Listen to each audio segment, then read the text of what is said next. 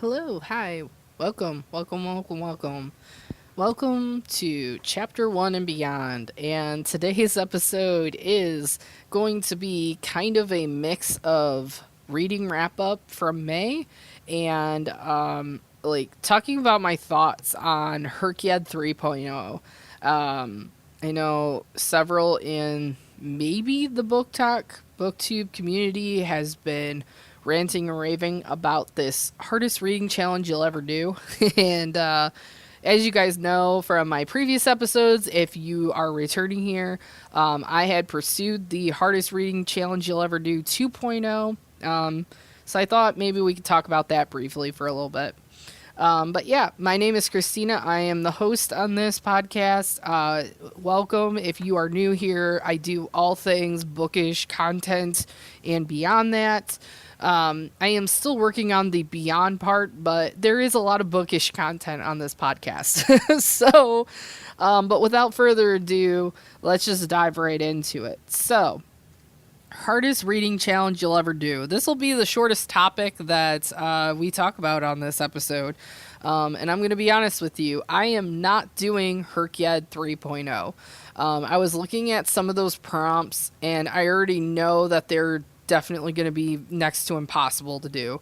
And I know with how stressed out I got with 2.0, I don't want to put myself through that. So I appreciate everything that Qwordy does for the book community by putting that challenge together, because that is definitely not an easy feat to put together that streamlined of and very detailed reading challenge. And there were definitely some amazing prompts that I have picked up from 2.0. I thought about doing a mix of 1.0 and 2.0 again, but I'm going to be honest with you guys, I have like a lot of amazing plans already with the 2026 to 2027 year. And I'm going to be honest, I'm not vibing with trying to add HRCYED 3.0 in the mix. So with that said, spoiler alert, I will not be participating in HRCYED 3.0. However, if you are interested in the hardest reading challenge you'll ever do, you should definitely go check it out. I will put all the links to her video announcement and the website to get you guys kind of squared away. So yeah, definitely shout out to Qwordy. I wish you the best of luck with your challenge, and I hope that if you do pursue the hardest reading challenge you'll ever do, I hope that you find not so much stress in the process. Okay. So let's get into the second topic here. So May was a very, very great reading month because, boy, did I have a lot of books that I chipped off the list. So I don't know if my spreadsheet is correct. I've been having a little bit of problems with my Google Sheet formulas. It might be accurate, but we'll find out towards the end here. But according to my spreadsheet, it is showing that I had attempted 19 books. None of them were DNF'd. 8 of those books were rated 5-star rating. 9 were rated a 4-star rating. One of the books was rated 3 stars, 0 were rated 2 stars, and 1 book was rated 1 star. So yeah, I figure I'll just kind of go rapid fire down the list, and then if there's any title that stands out that won't put me on a crazy rant, I will get into that as well. So the first book that I had finished in May is Renegades by Marissa Meyer. This was a 17-hour audiobook. I gave it a 3-star rating. This is part of the Renegades series that I do physically own on my shelf, and I had finished that one in about 6 days. Definitely love a good superhero vibe story, especially since I'm obsessed with Marvel and DC comics. So it felt like kind of like the a side hero quest. But I enjoyed that we kind of got like a dose of like villainy in this series. So definitely recommend checking out Marissa Meyer's Renegade series. I'm definitely continuing this series, and I'm really excited about Supernova and Arch Enemies. I believe I did that in reverse though. So I believe Supernova is the final in that series and Arch Enemies is the second, but I may be wrong. The next book that I had finished in May was Bloodmarked by Tracy Dion. This was a 576 page book, a 23-hour audiobook. I kind of did a combination of both like audiobook and physically reading with this one. I definitely gave this a 5-star rating. And it was a continuation of the series for Legendborn. I finished this one in 3 days time. So I know dang well that I was like kind of combining physically reading with audiobook, because there's no way in heck I would finish a 576 page book in 3 days unless I had a lot of time on my hands. But yeah, like I love Legendborn. Like it is a fantasy series that I know is talked about quite a bit. So I'm not going to get into major details because I feel like everybody else has already kind of covered that ground for me. But I really did enjoy this second installment of this series. Oathbound is bound to be as amazing. I'm really curious on where these characters and everything else are going to lead. So, yeah, this one was solidly a 5-star rating. So, the next book that I finished in May was Operation Bounce House by Matt Dinman. This is an 11-hour audiobook. I gave it a 5 stars. And this was a standalone that I finished in less than 2 days that I got through the library. And if you know from being here with me from this podcast, you know that I'm obsessed with Dungeon Crawler Carl, and I love everything video games. I love Dungeons and Dragons. This was very different though. This kind of reminded me of like, I don't know if I want to say that it reminded me of The Running Man by Stephen King. I haven't read that book, but I actually have seen like the movie and stuff. And I feel like it was kind of like, it was really different. It was like kind of followed the vibe of like gamifying it like he does with Dungeon Crawler Carl, but it was definitely different. And the audiobook was absolutely fantastic. Like you need to consume this via audiobook because the narrator is absolutely fantastic. And just hands down, it was such a great time. Like I just really, really love Matt Dinman now. Like he is like one of my favorites. And I'm so bummed that recently there was the big Ohio Book Con locally here in Medina. Like it's a huge thing. Go look it up because like it literally is like a big book convention. And I found out some of my favorite authors were at that convention, and I'm so mad that I didn't go. Because a lot of them were in town on Saturday and I was home from vacation on Saturday. And I don't know why I didn't go.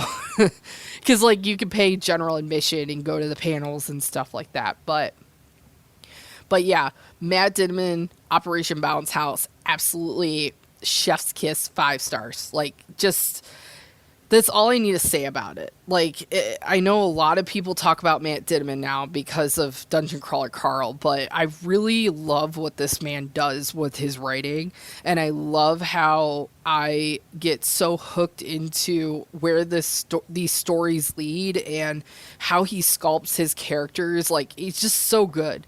Like, I love it. And it's so fun. And it's just, like, so entertaining. And, like the audiobook for this was like, it had me laughing in some parts, but then I was like, oh my gosh, like I'm ready to hold my breath. But yeah, that one just, oh, so good. It still stays with me. I'm hoping I can get a physical copy so that I have it with all my other Matt Dinman Dungeon Crawler Carl series books. because I could totally see myself rereading those. So we got a lot more books to go. So I'm just going to keep moving along here. The next one that I finished was The Martian by Andy Weir. This was a 384-page book that I had finished, physically read. I gave this a 5-star rating, and I finished this one. It looks like when I had started the book and then ended, it was around 9 days, which sounds accurate because I do remember like really consuming this one via physical read. And it was, I believe, part of one of the installments of Try It or Trash It. So you may want to go check that out if you haven't already.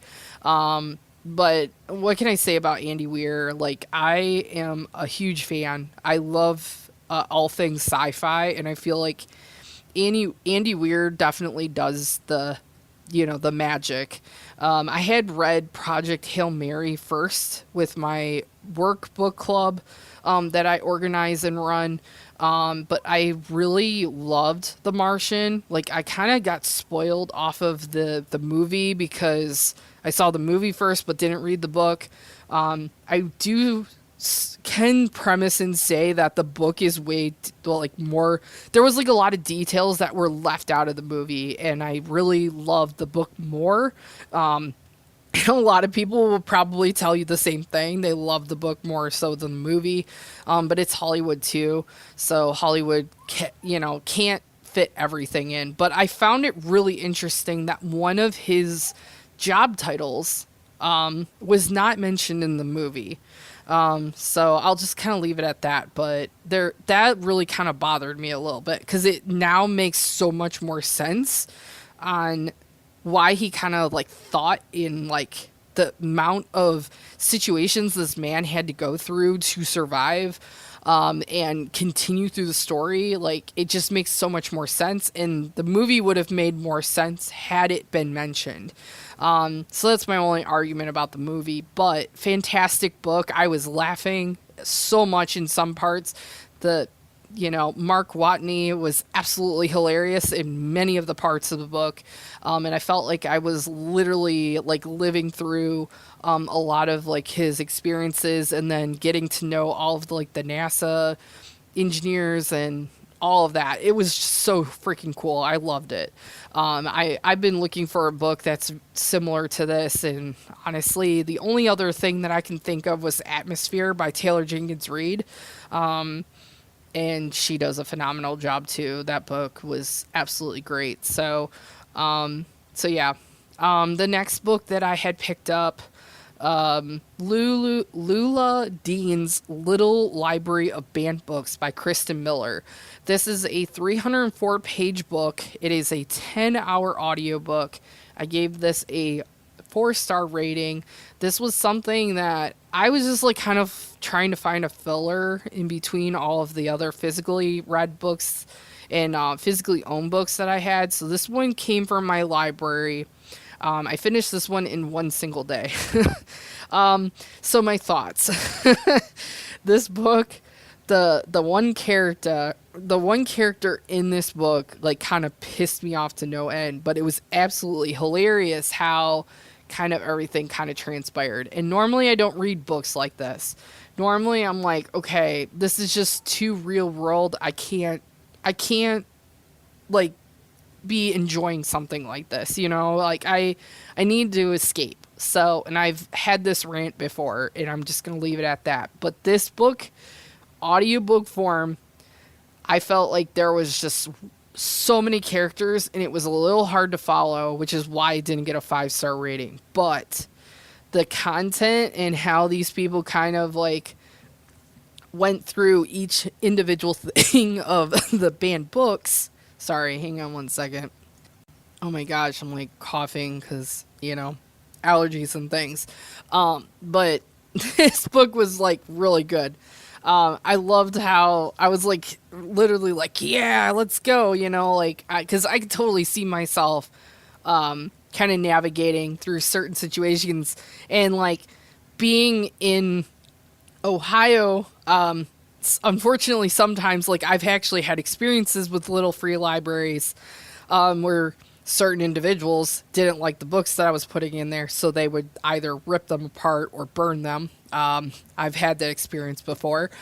So I just started putting books in little free libraries that I know that's not going to happen in. So, but yeah, like, it kind of related a little bit, and I like kind of chuckled a little bit, but this one was pretty good. If you're looking for something a little fast paced and like just kind of like something different, I definitely recommend this one. It may not be for everybody though, because like, they, the one character is just really close-minded in my opinion. Like everything that this woman encompasses is like what I shake my head on. So I mean, to each your own, but not for me. But yeah, so I'll leave it at that. But that was a pretty good audiobook. I definitely enjoyed that one. The next one that I have finished is Fever Crumb by Philip Reeve. This is a 338-page book, 6-hour audiobook. I gave this a 4-star. I consumed this one via audiobook. This was part of my Try It or Trash It series. Go check out my thoughts on that. I'm not really going to get too involved with this one because this was a physically owned and I finished this one in 2 days. So yeah, but I absolutely enjoyed it. I'm so glad that I'm getting into steampunk and cyberpunk and things like that. So, definitely a good intro book into that kind of genre. The next one I have is Stuart Little by E.B. White. This is a 144-page book that I read in May. Gave it a 4-star rating. I actually reread this one because I read this as a kid and I reread it to my son. He absolutely loved it. He loved the little mouse. And it was kind of like a collection of like Stuart Little's adventures. I finished it in 2 days with my son. This is one that I physically own, and I'm really glad that I own it. But definitely check it out if you have like littles. It's definitely a cute little book. E.B. White is great. It's a really fast read, especially for us adults. But, the kids love it and dig it. Little mouse with little adventures. So yeah, that's that one. I finally finished. Oh my gosh, this next one has been like a cultivation of a lot of things, but The Road of Bones by Demi Winters. This is a 560 page count book. It was a 21-hour audiobook. I finished it, gave it a 4-star rating. I put on here that it was like a combination of physically and audiobook reading. This is a series start to the Ashen Coven series, I believe it's Ashen Coven series. But I finished this one in about 7 days. I did combine like audiobook listening and read along and physically reading, but who can, like not knack having a Viking inspired story? Like definitely recommend The Road of Bones. I'm really excited for The Kingdom of the Claw, and I believe The Dawn of the North is the third one that's already out. I know for a fact that I own books 1 and 2, but I don't think I own 3 yet.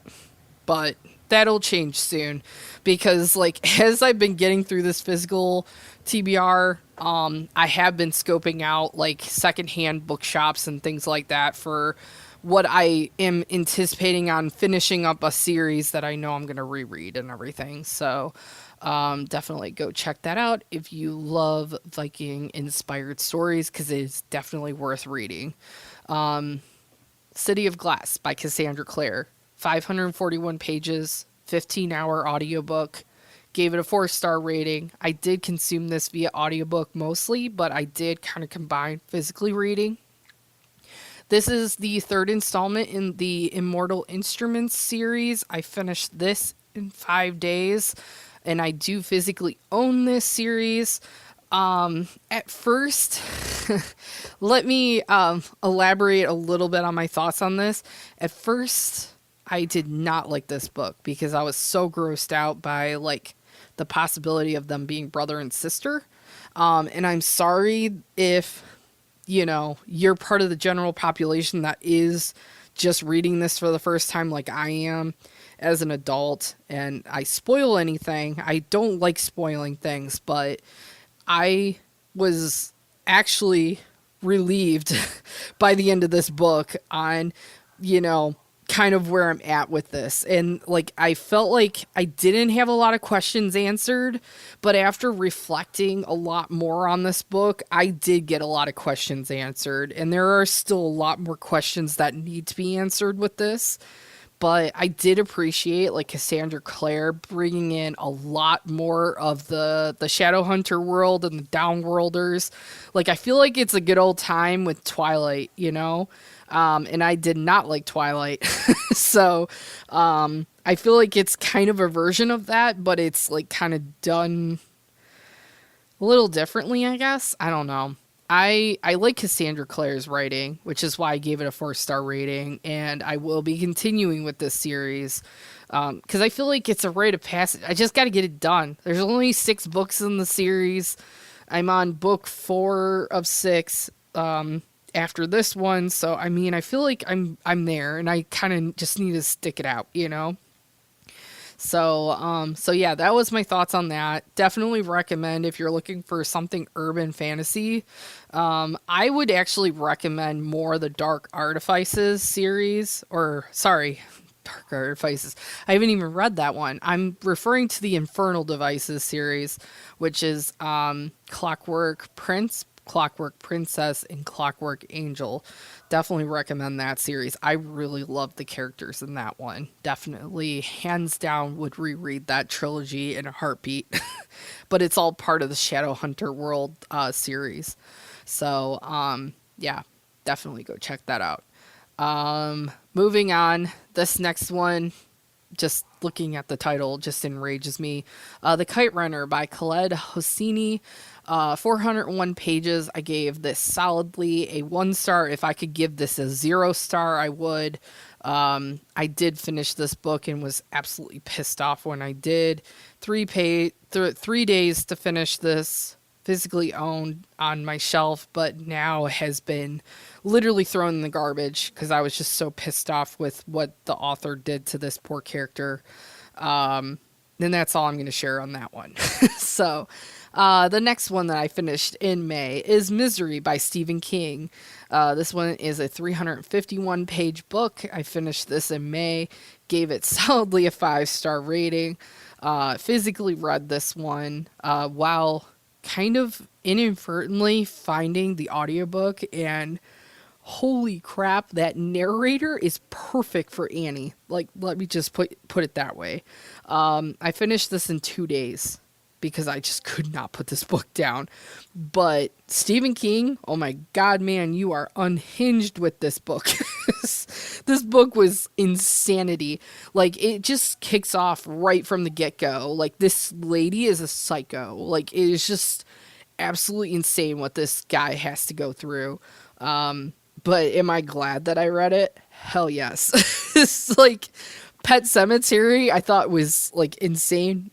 I would say Pet Sematary is still like way high caliber compared to Misery, but yeah, just overall, holy crud. Like, I definitely recommend reading Misery. If you're looking for original Stephen King books, Misery has to be on your list, along with Pet Sematary, but please check your trigger warnings because that one may be really sad because of all the things. But yeah, solidly 5 stars. Definitely recommend if you're looking for something like under 400-ish pages. Definitely need to check it out. Ralph and the Motorcycle by Beverly Cleary. Only 180 pages. I gave this one. This was like reread from my childhood, and I read this to my son. 5-star rating. Absolutely, like, it's so much nostalgia, so much, it's just, I love Ralph and the Motorcycle. Like, Beverly Cleary was like my jam growing up. It's like, I literally like my library had like a big old section of Beverly Cleary, and I went from one side of the shelf to the other like in one summer. Loved love Beverly Cleary. I'm so glad I physically own a copy now because I feel like I can really kind of come back and reread if I want to, and just love little Ralph the mouse, rat, you know. But yeah, definitely recommend if you're looking for something to read to your kids. Beverly Cleary has some great ones. Ramona and Beezus is another one I believe she has. And then there's so many, so I can't really list them off right now because we still have quite a few more to go. But definitely 5-star rating. Reread, just all the good vibes. It was good after reading a psychopath and then unfortunately an essay, triggering, you know, horrible book. So, but yeah, so the next one I read was Paradise Lost by John Milton, 260 page poem. Gave this a 5-star, physically read this one. Check out the earlier Try It or Trash It episode because I do mention this one in there. Finished this one in a single day. Physically own and will continue to physically own it.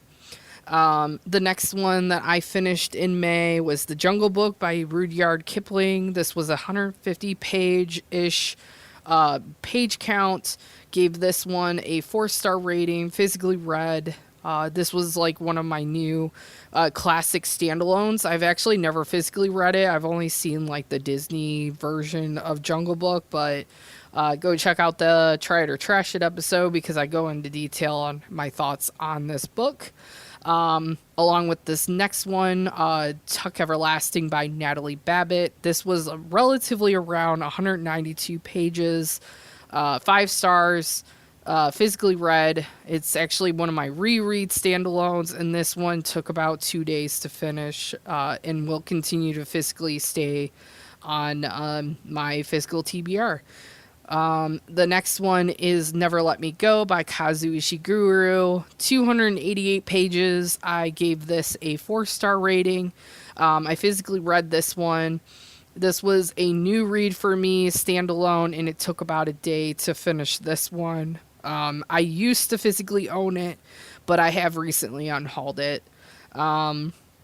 Go check out the Try It or Trash It episode. 20,000 Leagues Under the Sea by Jules Verne. This was an 11-hour audiobook. 4-star rating for this one. Definitely love Jules Verne. Definitely part of my go-tos now when it comes to classics. I do physically own this, the Paper Mill Press Classic Edition. So I will physically continue to keep this one. Moonfleet by J. Mead Faulkner. This one was a 291 page book. Definitely love this one. I talk about it in my Try It or Trash It episodes, so definitely check out episodes 10, 10.5, and 11 because I do talk about it quite a bit in each of those episodes. But yeah, this one took me a little bit of time. This one took me about 8 days-ish. Probably like because of the fact that I like put the same date from when I have selected it, and then so it probably didn't take me a full 8 days, but that's how I recorded it. And then last but not least, I also read The River Has Roots by Amal El-Mutar. This was a 132 page book that I got from the library. I gave this a solid 5 stars. This was absolutely fantastic book. And this one took me by surprise because I have actually I have actually read How to Lose a Time War by the same author. And oh my gosh, like I need to physically own this book because this book was absolutely magical. I love the songs in this. Listening along with the audiobook was absolutely a ride. This narrator is fantastic with this book. And it's such a quick read. It's so small and it just packed so much amazing like storytelling in it, and I just cannot tell you enough how much you need to pick this book up. Anything by this author you really should check out, because she is fantastic. She's one of the authors that took me really by surprise, because technically I think she is in the sci-fi realm. Let me double check and confirm that, but I'm pretty sure How to Lose a Time War was like, sci-fi romance. But then the River Has Roots, I think this was more mystery fantasy, and it also had LGBTQ plus IA plus representation in it. So definitely really enjoyed this one. Definitely recommend. But yeah, that was everything that I finished in May. I had an absolutely fantastic reading month. Like, I don't know if I'll ever top the amount of books that I read in May, because actually this is like the largest amount of books that I have consumed and finished, and not had a single month of like DNFing a book in this month. So I hope that I can kind of keep that rhythm flowing. June will be a little less stressful for me, so maybe I'll be able to consume more. But I'm off to a really rough start, because I've just been on and off reading while being on vacation. I've been on and off like listening to audiobooks. I haven't really been like really in the zone. So so June might be a little rough, but it's okay. It's fine. But I hope you guys enjoyed this episode. I know this was a very lengthy episode, but this is all the books that I have finished in May. My thoughts on HRCYED 3.0. Good luck to you if you guys are checking out HRCYED. And like I said, as promised, I will put the link in the description below for the HRCYED 3.0 challenge. If you're interested in that, I'll give you a link to her video and all that jazz. But yeah, and then it'll have all the details in there too. But yeah, so many future plans for this podcast. Please like, subscribe, and share the podcast. It really helps me a lot.